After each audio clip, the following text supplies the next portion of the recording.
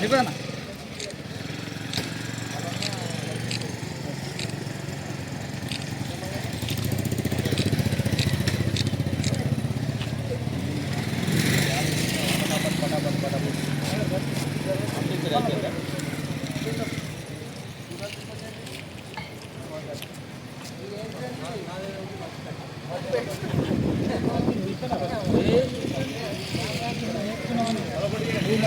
నేను పోతా నన్ను చూసి నువ్వు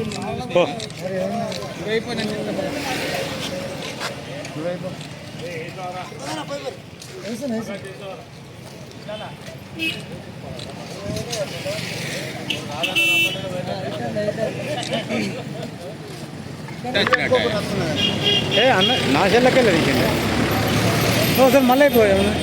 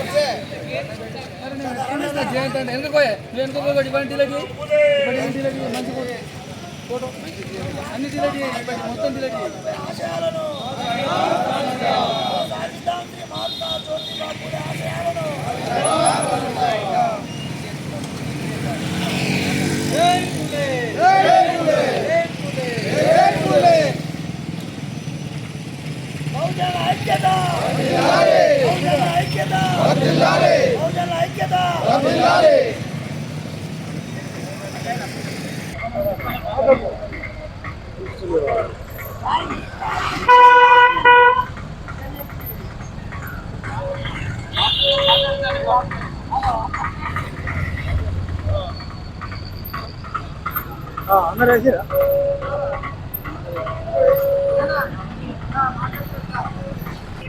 పెగడపల్లి మండలంలోని మరి వివిధ గ్రామాల నుంచి వచ్చిన బంధుమిత్రులకు మరి జ్యోతిబా ఫులే జయంతి సందర్భంగా శుభాకాంక్షలు.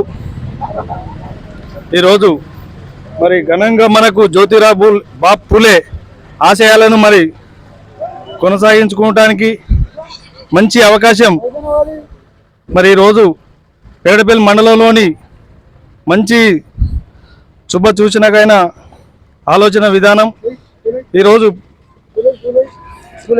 మనం జరుపుకుంటున్నటువంటి పండుగను మరి దేశవ్యాప్తంగా జరుపుకోవాలని అందరికీ మరి కృతజ్ఞతలు తెలుపుకుంటూ జై భీమ్, జై ఫులే. 118వ జయంతి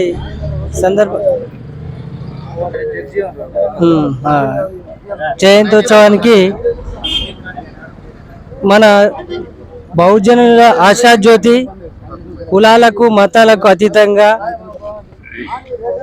ఆయన మొట్టమొదటిగా వాళ్ళ భార్యను టీచర్గా చేసి ఈ మొట్టమొదటి భారతదేశ టీచర్గా చేసి మహిళా టీచర్గా చేసి వాళ్ళ మహిళలకు విద్యను అందించినటువంటి వ్యక్తి ఆయన. ఎస్సీ దళితులకు వాళ్ళ ఇంట్లో బావి తవ్వించి నీళ్లు ఇయ్యలేని పరిస్థితులలో ఆయనే ఆ బావి తవ్వించి దళితులందరికీ నీళ్లు తాగించినటువంటి వ్యక్తి.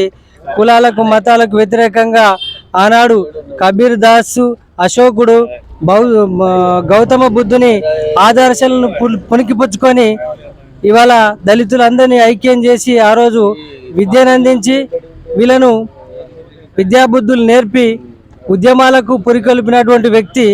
ఇవాళ అంబేద్కర్కే గురువు లాంటి వ్యక్తి జ్యోతిబా ఫులే.